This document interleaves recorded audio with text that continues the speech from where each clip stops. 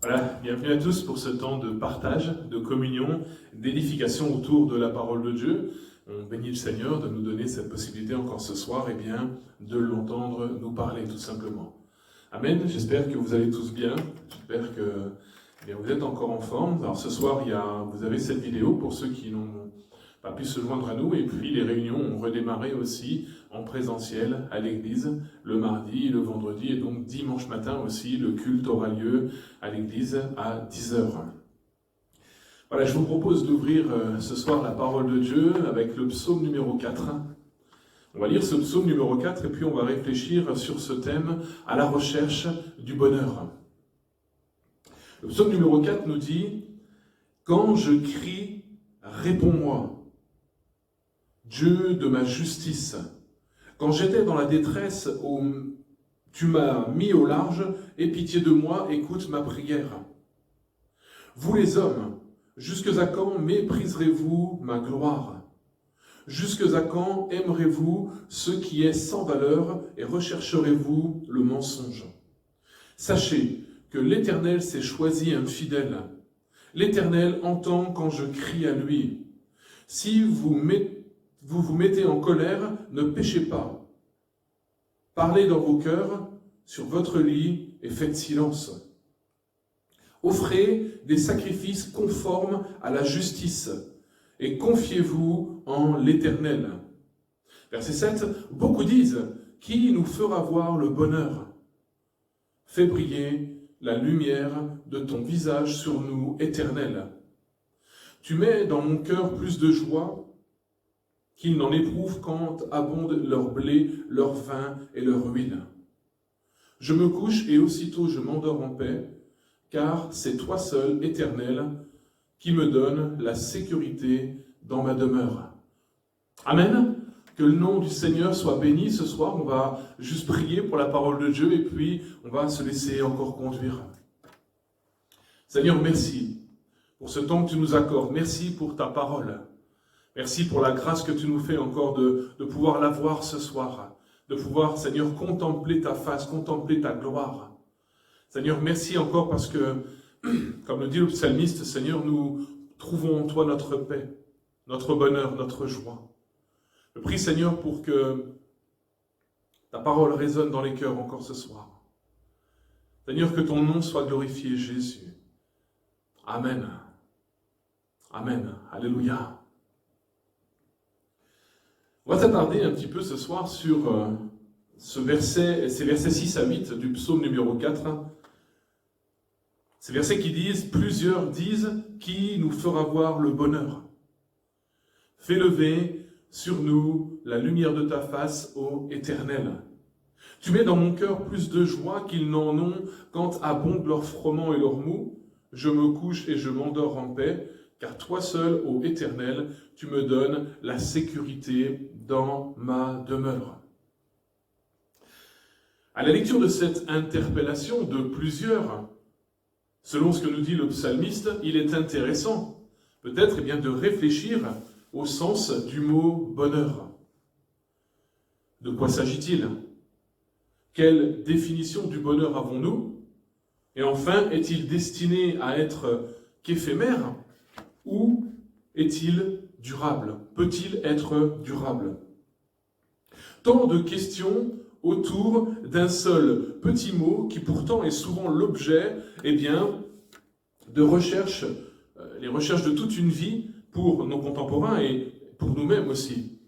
Nous nous rendons bien compte que nous avons un désir qui nous est commun, c'est celui d'être heureux, celui de pouvoir expérimenter le bonheur. Alors on va essayer avec la parole de Dieu de répondre à ces questions, et peut-être à d'autres ce soir encore. Ce simple petit mot, cette recherche du bonheur, et je crois qu'elle ne laisse personne insensible. Alors j'ai pris une définition du dictionnaire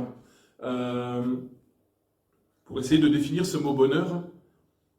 Il est dit, dans une première définition, état de la conscience pleinement satisfaite, ce qui rend heureux. Et la deuxième définition dit ceci, état essentiellement moral, atteint généralement par l'homme ou la femme lorsqu'il a obtenu tout ce qui lui paraît bon et qu'il a pu satisfaire pleinement ses désirs, accomplir pleinement ses diverses aspirations, trouver l'équilibre. Cette définition est déjà un peu plus complète et on va s'y arrêter un petit peu plus. Le bonheur a souvent cette connotation d'être heureux, d'être accompli. La Bible nous dit, au travers du sermon de Jésus sur la montagne, Matthieu 5 à 7, et du message sur les béatitudes, que dans ces états béats, Dieu nous donne des clés pour vivre heureux, dans le bonheur au sein de ce monde. Un monde qui, c'est vrai, n'est pas évident, n'est pas facile, et nous en savons quelque chose ces derniers temps avec ce que nous traversons. Et pourtant, dans le sermon sur la montagne, le Seigneur nous donne une première belle approche de ce qui s'apparente au bonheur selon Dieu. Je reviens sur la deuxième définition, celle qui disait état essentiellement moral et généralement pour l'homme ou la femme lorsqu'il est obtenu, ou lorsqu'il a obtenu eh bien, tout ce qui lui paraît bon. Cette deuxième définition nous parle de l'homme en général qui semble avoir trouvé le bonheur dans l'obstention de ce qui lui semble bon, de ce qui lui paraît bon. Si nous considérons le monde dans lequel nous vivons aujourd'hui, nous nous rendons bien compte que nous n'avons pas la même définition de ce qui est bon. Maintenant, on est en droit de se poser ces questions. Est-ce vraiment bon pour moi? Dans le sens du respect de la volonté de Dieu pour ma vie, et ensuite, est-ce vraiment bon pour ceux qui m'entourent? Moi, j'ai trouvé un bonheur avec ce qui me paraissait bon, mais est-ce que ce qui me paraît bon à moi est bon pour l'autre? Et en même temps, est-ce que ce qui me paraît bon à moi, eh bien, est bon pour Dieu? Alors, la grande question ce soir est la suivante. Quelle est notre définition du bonheur?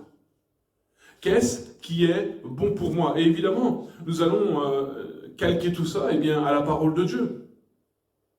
Cette question vaut le coup qu'on y réfléchisse, puisque selon cette définition, qui sort tout droit du dictionnaire, on le sait, on va dépenser une somme d'énergie extraordinaire pour tendre vers, pour atteindre, autant que cela soit possible, ce qu'on pourrait appeler le Saint Graal, le bonheur tant recherché. Nous devons prendre en considération que, au travers de nos questionnements, des questions que nous pouvons avoir, des questions que nous nous posons même ce soir, à propos de ce bonheur, eh bien que chaque être humain est différent. Ce qui nous amène à dire que notre définition du bonheur n'est pas obligatoirement celle des autres. Ma définition du bonheur, ce qui pour moi être un bonheur, n'est peut-être pas essentiellement un bonheur pour vous. Même si, dans notre foi en Christ et dans notre vie chrétienne, eh bien, nous avons beaucoup de choses en commun. Évidemment, il y a beaucoup de choses qui nous différencient, mais nous avons aussi beaucoup de choses en commun. Asaph va exprimer ce qu'était son bonheur à lui, et ce qui, quelque part, le réjouissait au-delà de toute chose. Il dira au psaume 73, verset 28, « Pour moi, m'approcher de Dieu, c'est mon bien. Je place mon refuge dans le Seigneur, l'Éternel, afin de raconter toutes tes œuvres. » Voilà, on a ici une personne, un psalmiste, un serviteur de Dieu, qui va exprimer directement ce qui pour lui est son bien, avec des mots. Pour moi, m'approcher de Dieu, c'est mon bien. Asaph avait trouvé son bonheur dans le fait de s'approcher de Dieu, dans le fait d'avoir une relation avec son Dieu. Non seulement dans le fait de s'approcher de Dieu, d'avoir cette relation avec son Dieu, mais aussi de pouvoir raconter toutes ses œuvres. Ça, c'était son bien. Alors, comme je viens de le dire, on a tous beaucoup de choses en commun, dont la même origine en tant que chrétien, hein.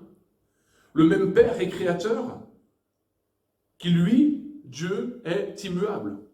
Nous le savons, c'est écrit. Et je crois qu'il veut nous proposer encore aux uns et aux autres ce soir, au-delà de notre propre définition du bonheur, eh bien sa définition du bonheur dans sa parole. Celle-ci vaut pour toutes les générations confondues. Amen. Dieu n'a pas parlé qu'à une génération, qu'à un peuple d'Israël dans le désert, mais Dieu veut nous parler encore ce soir les uns aux autres. Le psaume 37, verset 4 dira ceci, « Fais de l'Éternel tes délices, et il te donnera ce que ton cœur désire. » Ici, le psalmiste semble faire une corrélation entre le fait d'adorer l'Éternel, de faire de l'Éternel nos délices, c'est-à-dire de mettre Dieu au centre de notre vie, et en même temps d'obtenir ce qu'on désire, c'est-à-dire peut-être d'être satisfait dans notre recherche du bonheur. Alors what? Comme diraient les jeunes d'aujourd'hui. Certains pourraient s'exclamer en disant, mais si je mets Dieu à la première place dans ma vie, si je lui accorde les prémices de tout, si j'ai une relation avec le Seigneur, eh bien, je vais pouvoir être heureux, je vais vivre dans le bonheur. Oui, ce n'est pas plus dur que ça, ce n'est pas plus compliqué que ça. Fais de l'Éternel tes délices, et il te donnera ce que ton cœur désire. Là encore, c'est bien ce que nous dit la définition du dictionnaire. État essentiellement moral, atteint généralement par l'homme qui a pu satisfaire pleinement ses désirs. Amen. Je crois que Dieu veut nous donner d'atteindre cet état moral, cet état intérieur de bonheur. Pourquoi? Eh bien parce que quand nous avons une relation constante avec lui, quand nous nous sommes approchés de Dieu, quand nous lui avons cédé nos vies, cédé nos réflexions, cédé ce que nous sommes profondément, eh bien l'Éternel nous fait accéder à l'obtention de nos désirs. Et je crois que, comme le dit cette définition, puisque nous avons pu, et l'Éternel a satisfait à l'intérieur nos désirs, alors nous sommes heureux et nous sommes dans le bonheur. Il n'y a pas à se tromper, mon frère, ma sœur, ce soir, nous sommes tous candidats à la bénédiction. Alléluia. Est-ce que tu peux répéter ça ce soir? Je suis candidat à la bénédiction. Et pourquoi on l'est? Pourquoi on peut l'affirmer? Pourquoi on peut avoir ces certitudes ce soir dans nos cœurs? Eh bien simplement au travers de l'acceptation de l'œuvre de Jésus-Christ à la croix du Calvaire. Dieu dit clairement dans sa parole qu'il veut nous accorder son bonheur.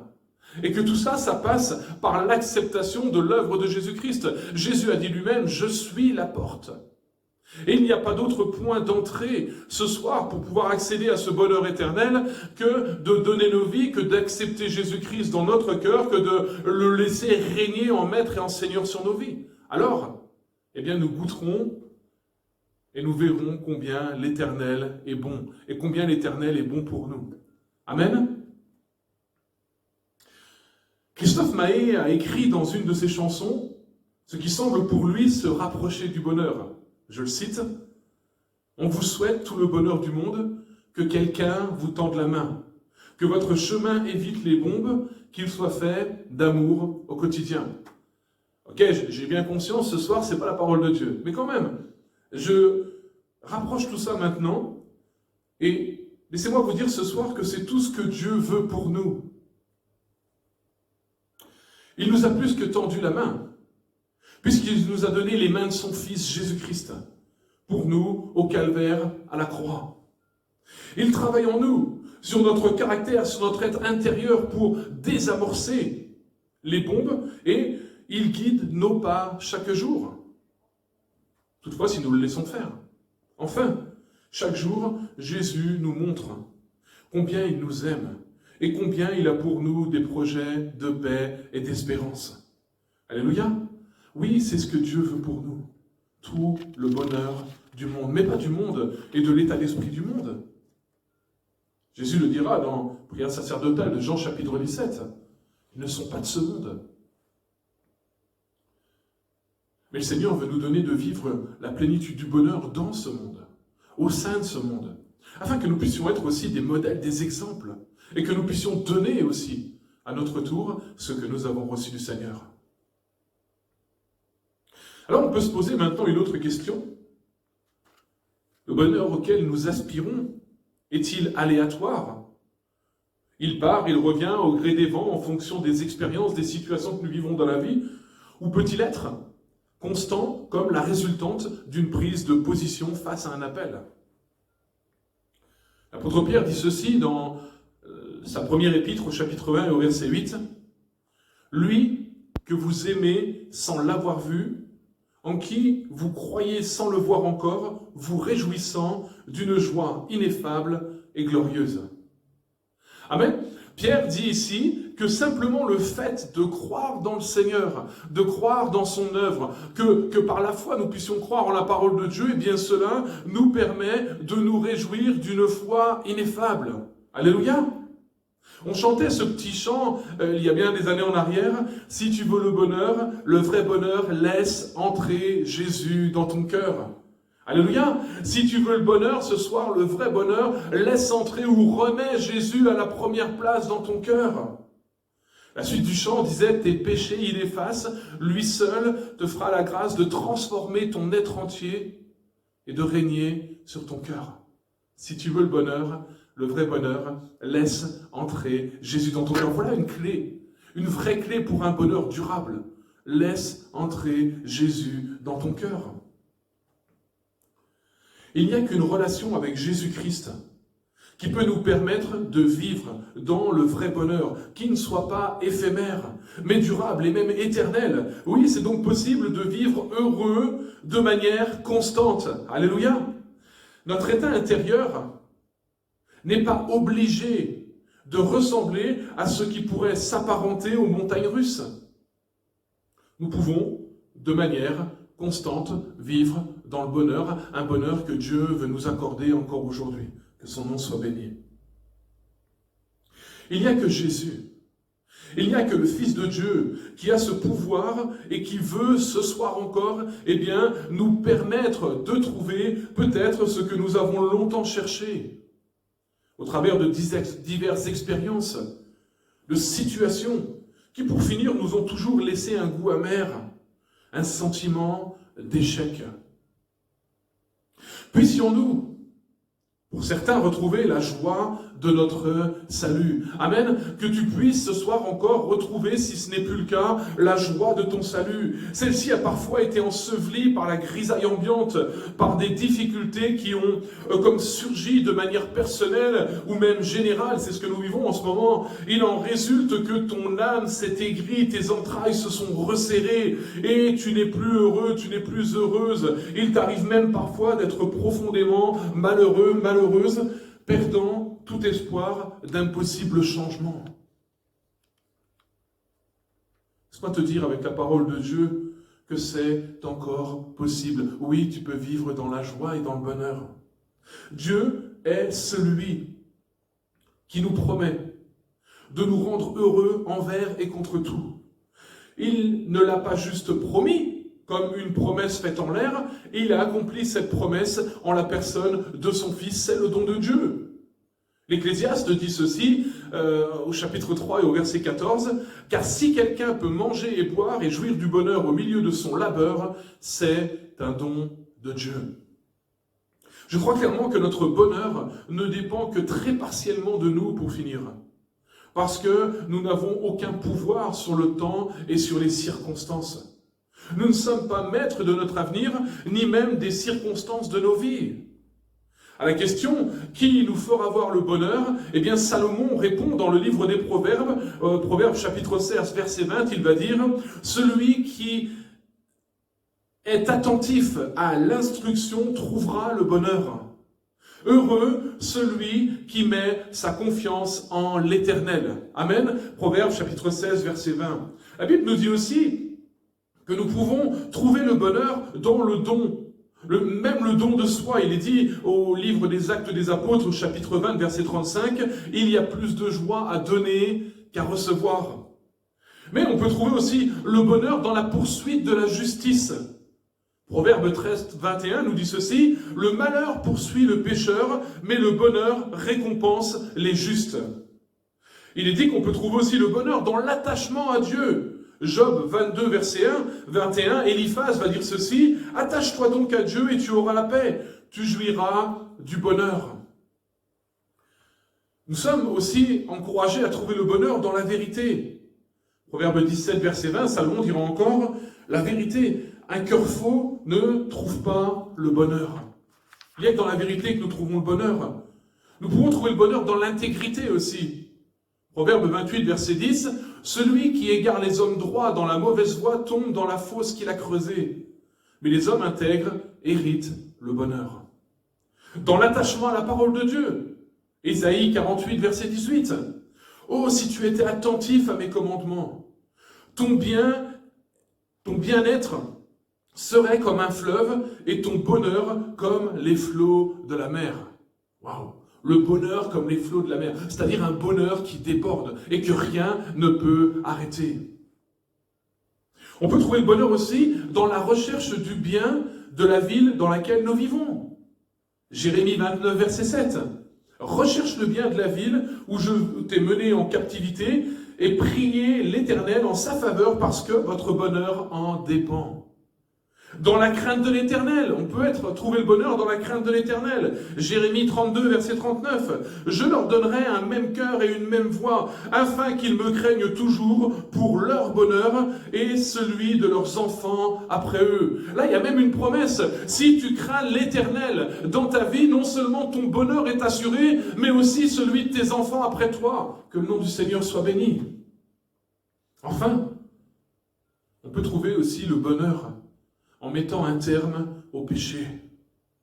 Daniel 4, verset 27 nous dit ceci, « C'est pourquoi, ô roi, puisse mon conseil te plaire, mets un terme à tes péchés en pratiquant la justice et à tes iniquités en usant de compassion envers les malheureux, et ton bonheur pourra se prolonger. » Amen.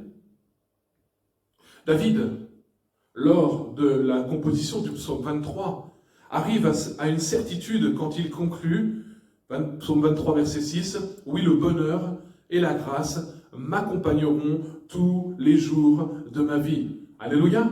Il suffit de considérer la vie de David, de relire le premier livre de Samuel, pour comprendre qu'il était loin d'être dans une position idyllique.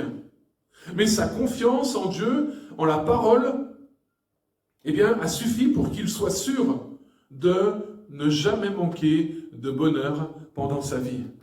Que le nom du Seigneur soit béni ce soir. Il est tout-puissant. Alors en conclusion, juste quelques mots. Alors que on peut se demander ce soir quelle est notre définition du bonheur. J'ai mis des petits points d'exclamation sur ma feuille. Être heureux pour moi c'est... Et puis là on peut répondre ce qu'on veut. Je crois que le seul bonheur durable se trouve dans la présence de notre Seigneur Jésus-Christ et dans le respect de ce que sa parole nous enseigne.